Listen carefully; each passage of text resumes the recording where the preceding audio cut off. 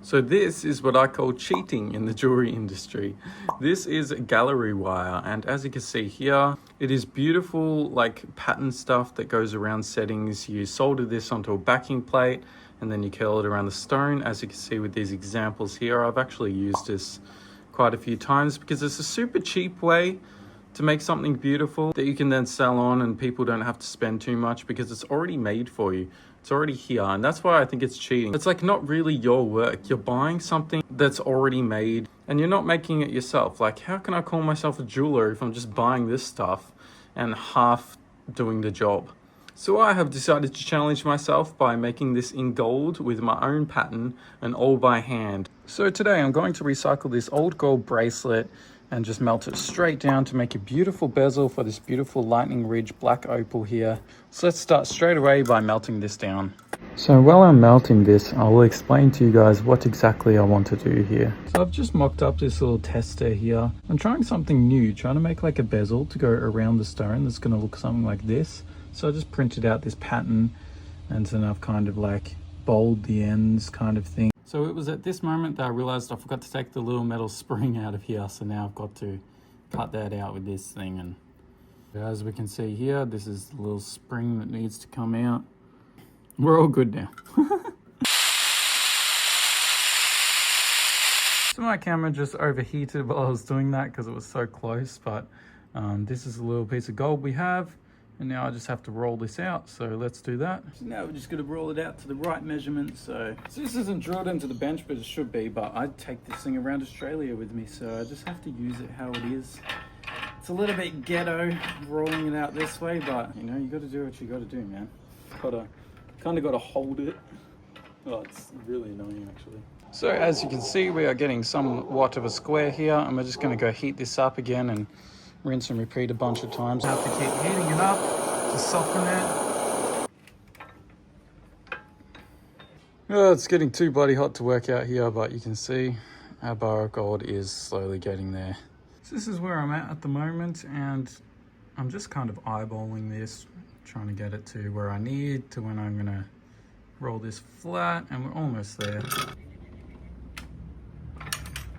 So now, as I'm going down flat, I'm starting to see a little bit of fraying on the sides there, which is not ideal. But as long as we continue to take this really slow and keep heating it up on the way down, hopefully it'll be okay. And hopefully I do get the width, because this is looking quite close. All right, so we've made our gold, and it has been so close.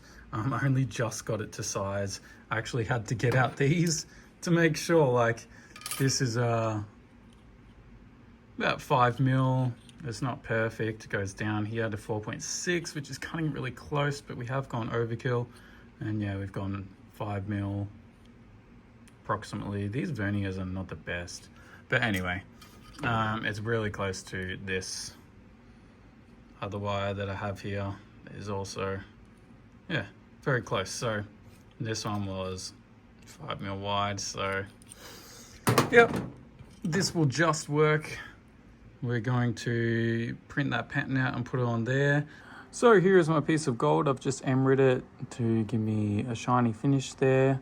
I emered the other side as well, and you can see it is a little bit pitted, which is what you'd expect when you're working with a bit of used gold. Like, it hasn't been refined, it's just been straight from a bracelet. So we're putting that on the inside, and this side was better, so I'm going to use that as the outside. And this should go just like this along here. And as I said, we went overkill, so this pattern fits perfectly here. I just need to glue it on and then cut it all out.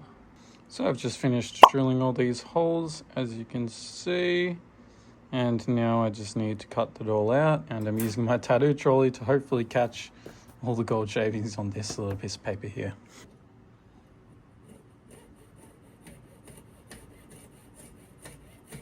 All right, I finally got this done. Here's where we're at. And now we just got to clean it up with files. I caught most of the gold. I'm just going to get this little tool here to go in between and clean up in here. I haven't taken off this paper yet, just in case, but I think that this should be good. So I'm just drawing on some little balls there, as you can see. So now I'm using this beader tool. I don't know if it's going to focus, but it's got a little ball thing on the end. And we're just going to have a little test here, because I forgot what size I used last time, but just going to test this one at the back. I hope I can do all of these, man, because that's not very sharp. I don't know if I'll be able to do all of them before this thing goes blunt.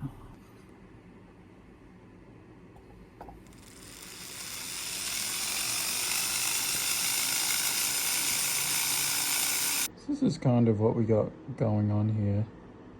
As you can see, very hard to do this, but looks nice. 2 hours later. This is how far I've gotten with this one, as you can see here. Really close to being done, but my beader tool kind of broke, but I've kind of polished it up anyway, just to show you guys kind of what it's going to look like. But my beader tool, as you can see there, come on, focus, it's like broken. I need to buy new ones. So as you can see with my piece here, I have to go right into, with the magnifying glass, I'm just sitting here getting right into each gap with this tool, trying to get these balls to actually look really, really nice, which is quite difficult, but... Alright guys, so I actually did it, man! I'm so happy with this. So I've just polished it all up beautifully. Look at how fine it is! I can't believe I did this. Just look how fine that is. That's insane quality of work, man. Alright, so it was curving a bit and I just straightened it up, by the way. But I just can't get over the quality of work here. I have absolutely done something amazing. That's gonna look so good setting around that stone, man. And I cannot wait to see the end result. So now I have gone overkill here on purpose because I just wanted to make it a little bit extra. But I'm gonna wrap this around the stone and see how we're going. So as we can see when we're shaping here, I think it's gonna meet up quite nicely in the corner there. We have this, and we put that in there. It's looking pretty beautiful, so I'm going to cut this and then solder it. It is a bit overkill, so I can make it a bit smaller too, but that's going to be so nice. Okay, so as you can see here, finally got this all done, and now it is time to solder that together. So I'm just going to load it up with a huge chunk of solder, but like... Now I have all the old bits of gold, plus all the shavings that I'm going to melt down, but first I need to make a new bail, just to put a bail on top. So I'm going to use this bit. Here we go. This bail is freaking way too big, but I'm going to taper it in on each side, and I'm going to scribe some cool patterns in the top to make it just as beautiful as the sides. Wish I had a proper jeweler's bench peg to do this, but I don't. This is also blunt as.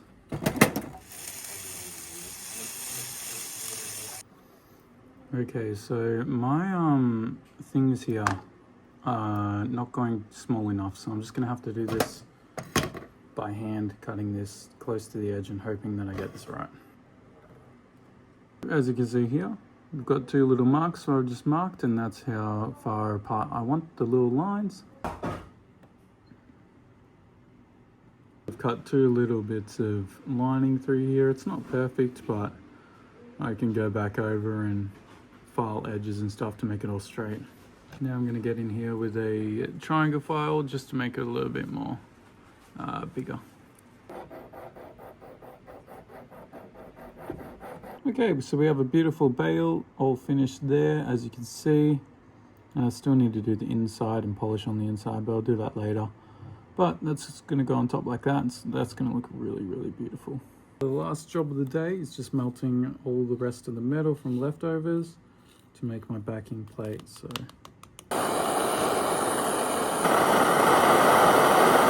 now we're out here the next day, and I'm going to roll this new piece just straight flat like this till I get the size I need. So we've finished our backing plate, as you can see here, and that's just going to fit straight on top like that. Just need to clean the backing plate up and then solder it on. Okay, so I just polished the inside of this just to make sure it was okay, because it was looking a bit pitted on top. That's what you get working with gold that hasn't been refined. But anyway, it's looking pretty good on both sides. And now I just need to solder that to there. And heating up underneath here is the trick to getting this to solder clean. So as you can see, soldered that on, and now I just need to tack the rest. There's my solder joint, looking really nice. And yeah, just got to do the rest now.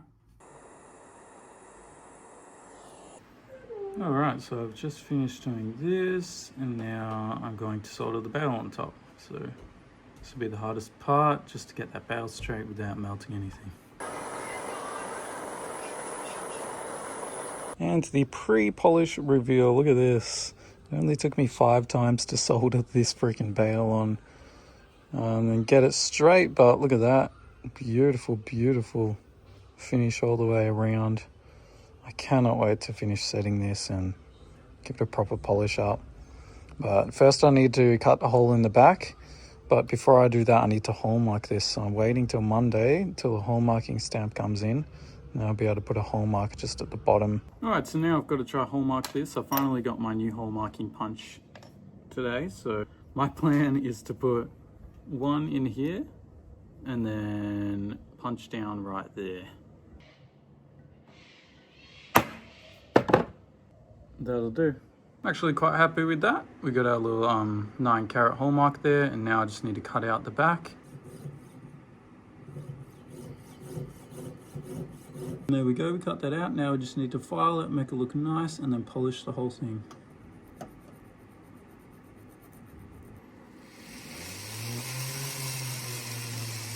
So I'm done polishing this now. I'm very happy with my polish. And now I just need to set this stone.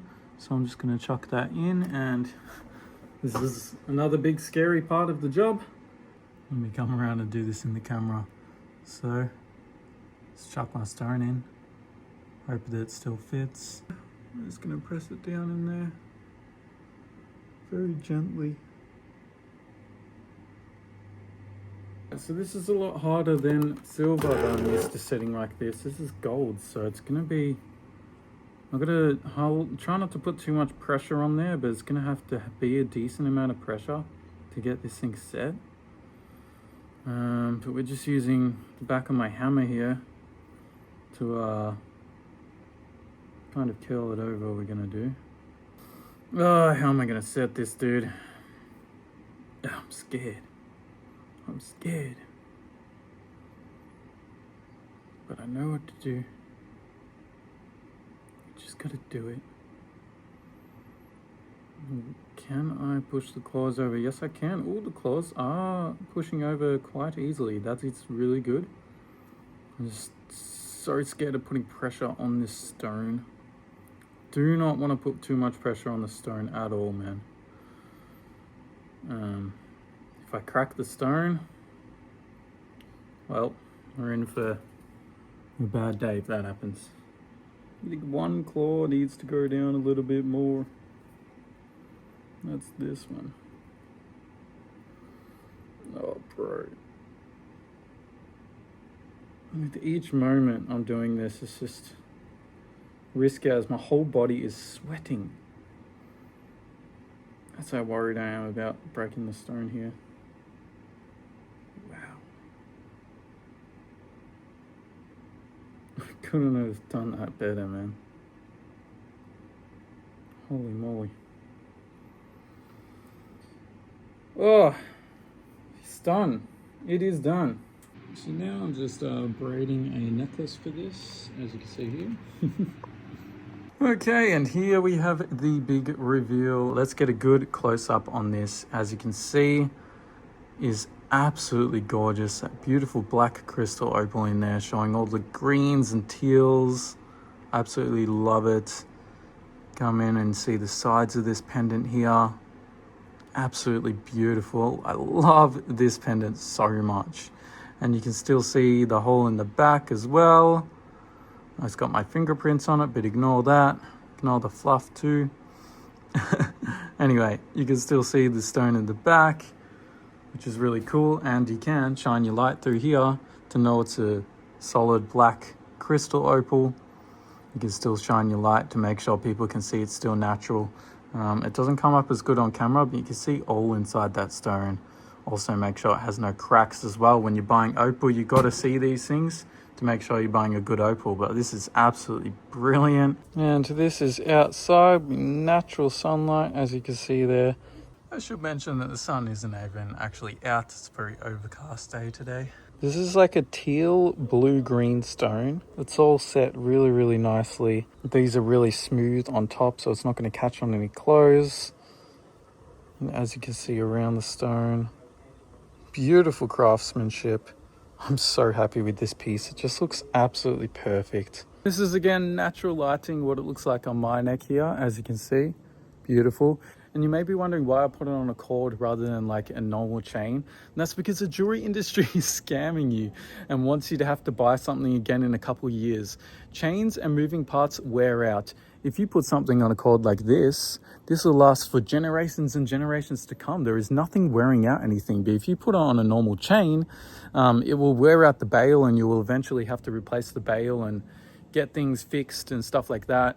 And same with chains, chain links always wear out, and you're just losing gold. I'll also add, I wear this thing every single day in the shower and everything, and this wool that I use is like waxed macrame wool that I got from Paris.